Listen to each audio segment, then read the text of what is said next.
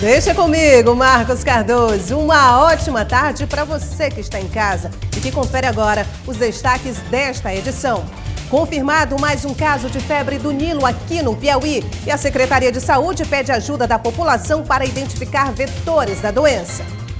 Nos informe em relação a aves silvestres, se começar a aparecer muitas aves, mortas, cavalo morto, dali a gente vai dar o tratamento adequado. Deputada federal Joyce Rossmann visita Teresina e fala de projetos para o Nordeste. Deputados estaduais recebem hoje à tarde o governador Wellington Dias, que deve apresentar ainda esta semana reforma administrativa. Uma reforma que vai cortar DAS, que corta serviço terceirizado, que corta convênios, contratos, carros, aluguéis. Mudanças no curso de Teresina. Segurança e organização fazem visita aos locais por onde passarão os caminhões. E ainda, os resultados das partidas deste fim de semana pelo Campeonato Piauiense. Essas e outras informações agora no Dia News, primeira edição.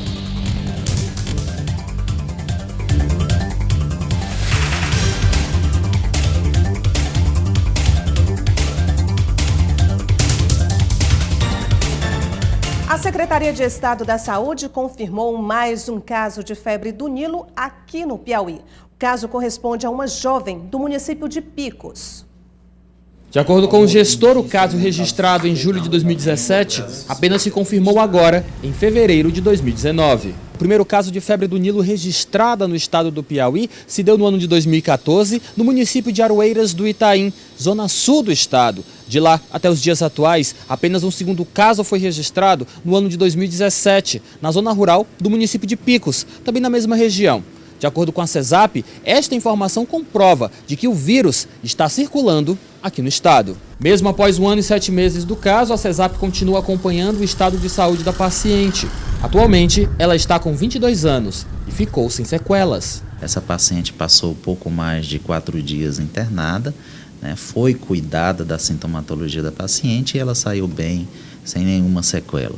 A febre do Nilo é provocada por vírus. Além de aumentar a temperatura corpórea, a doença traz consequências neurológicas, manifestadas principalmente pela perca da força muscular. O vírus é transmitido por pássaros silvestres. De acordo com o gestor da CESAP, a população pode auxiliar no combate à doença. No caso da febre do Nilo, a gente pede que a população nos comunique, nos informe em relação a aves silvestres. Se começar a aparecer muitas aves mortas, cavalo morto, que realmente possa comunicar e aí dali a gente vai dar o tratamento adequado para esse tipo de situação. Bom, depois desse recado é sempre bom ficar atento. Agora no estúdio eu converso com o deputado federal Átila Lira, que já está aqui comigo. Boa tarde, deputado. Seja bem-vindo. Muito obrigado, Nájila. Bom, eu queria começar conversando com o senhor sobre um assunto que no momento ele realmente predomina, que é a divisão dos cargos nos estados. Até que ponto isso diz respeito, por exemplo, à bancada federal? É verdade que a bancada federal do estado do Piauí, ela é maioria hoje no governo Bolsonaro? Defende o governo Bolsonaro? Exatamente. Hoje, nós já fizemos, eu sou coordenador de bancada, mas a minha função é juntar o pessoal para discutir os assuntos. Eu não coordeno, não. Cada um tem voz própria. Então, nós juntamos os deputados, os senadores e procuramos inicialmente saber quem é que vai ficar apoiando o governo Bolsonaro. E aí nós definimos, dos 13 parlamentares, 9 já se definiram que vão apoiar o governo Bolsonaro. E a partir daí nós começamos a fazer as tratativas sobre os cargos federais no estado, o que é disponível, o que o governo estabeleceu como critério, e nós estamos buscando um entendimento entre nós durante essa semana. Quando o senhor diz que cada um tem voz própria, quer dizer que o coordenador, os partidos não têm influência nesse sentido? Muito pequena, principalmente aqui no Piauí, que os deputados federais dependem muito de uma relação com o governo federal. Eles precisam do governo federal para ajudar as demandas no estado. Do que depende agora esses cargos nos estados? Depende mesmo do próprio governo federal. Nós nos entendemos, entre nós deputados, os critérios que foram estabelecidos, que são critérios objetivos, formação correlata com a função, escolaridade superior, quanto melhor mestrado, tanto faz. E vida regular, do ponto de vista de evitar infrações privadas ou infrações públicas, e aí se habilita. No popular tem uma lista limpa. É verdade, essa é a chamada ficha limpa. Ficha limpa, então. IBAMA é um cargo cogitado aqui no estado do Piauí? IBAMA porque o IBAMA cuida da parte ambiental, o órgão é tão importante quanto o ICMBio, os dois. Sim. Qual outro o senhor poderia citar? Tem Correios, tem Funasa, tem Codevasf, tá certo? Tem Já existem nomes direcionados para... Não, ninguém tratou de nomes ainda, Nenhum? Porque nós ainda estamos na fase preliminar de discutir os critérios e quais os parlamentares que vão ficar. Mas, no caso, piauienses é que devem assumir esses cargos. Tudo é piauiense, é cargo local, de maneira geral, são pessoas do próprio quadro que são indicados. Inicialmente, a gente pode dizer que tudo isso, até o que foi discutido até agora, dependia de eleições, tanto na Câmara Federal quanto no Senado. Isso. Não é? Agora o senhor disse que depende exclusivamente do entendimento agora do Entre presidente. nós e depois vamos à Casa Civil com o ministro Onyx Lorenzoni. Falando nisso, voltando aqui um pouquinho, alguns dias atrás, o que o senhor acha daquele episódio lá no Senado? Da votação? Sim, do dia da votação. Não, você diz de eleger o Renan sair? Sim. É porque estava no tempo, ali foi uma renovação. Foi fruto dessa eleição. Essa eleição mudou o país completamente. Mas ele sofreu uma certa pressão ali no momento para poder tomar a atitude que tomou, deputado? O Renan não tinha condições de se eleger. Ele poderia se eleger se o voto fosse fechado. Com o voto em aberto, os senadores não se sentiam à vontade para votar no nome dele. Chegou o tempo dele. O Renan foi líder durante 24 anos. E o Senado, houve uma renovação de 85% de senadores novos.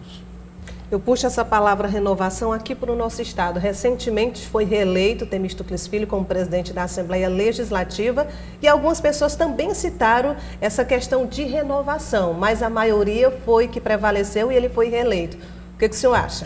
Ele é um líder nato dentro da Assembleia. Cada congresso, cada Câmara, cada Poder Legislativo tem uma história própria. Aqui no Piauí, o líder do dia a dia, que dá o apoio aos parlamentares, é o Temístocles. E aí ele se habilitou, ele é muito forte.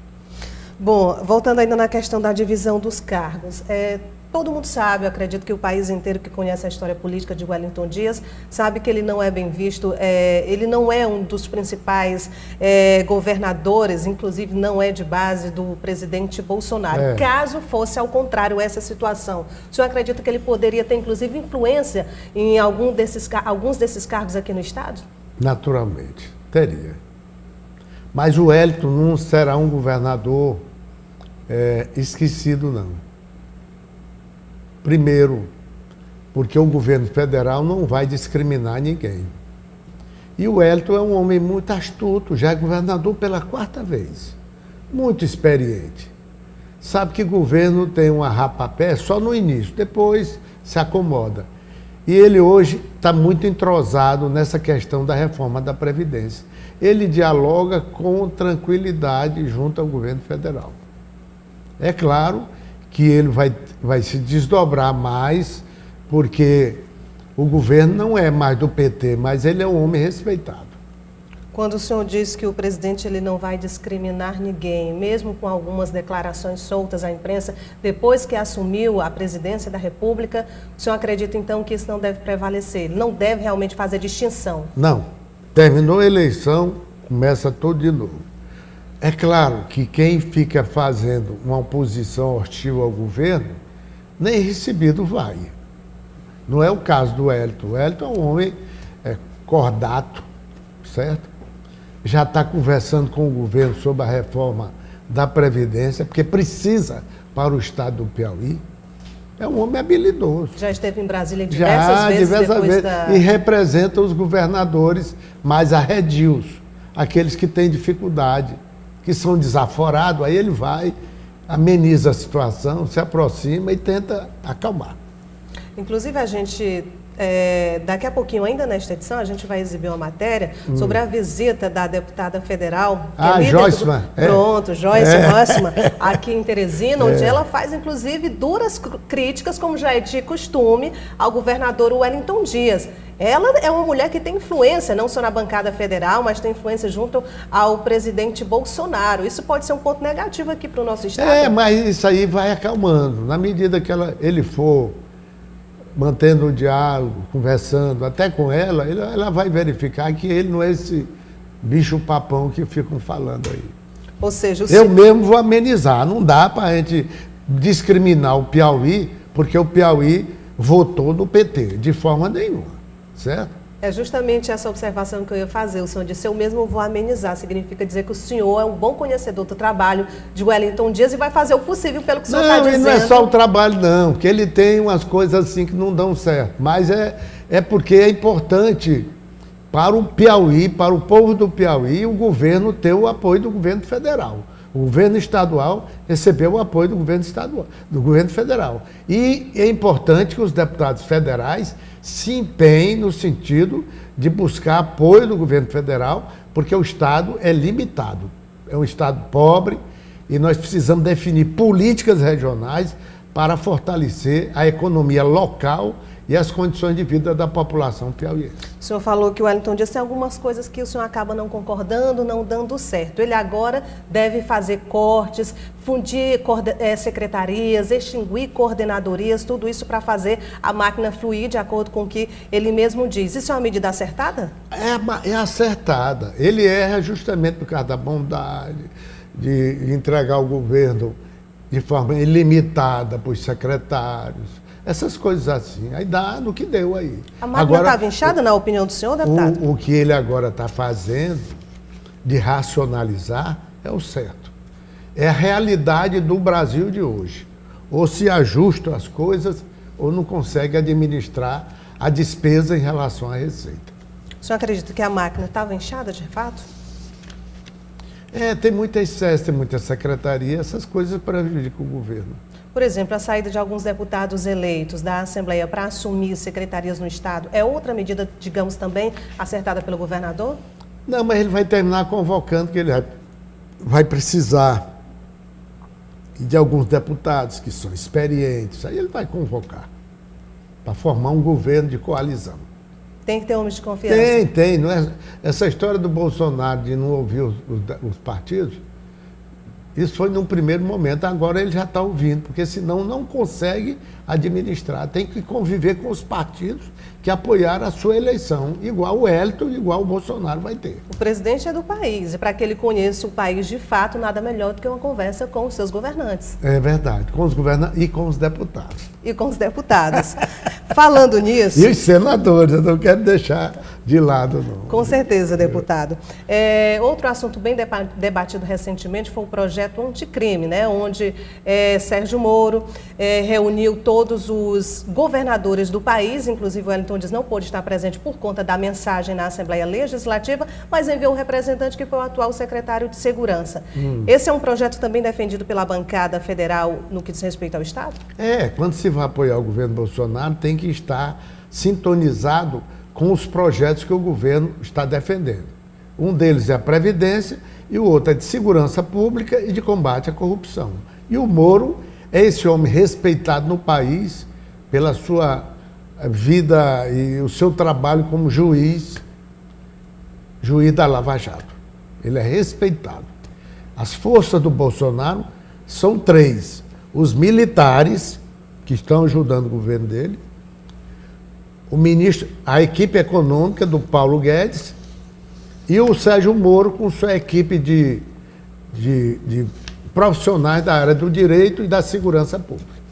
Em relação ao PSB, é um partido que cada vez mais vem ganhando força?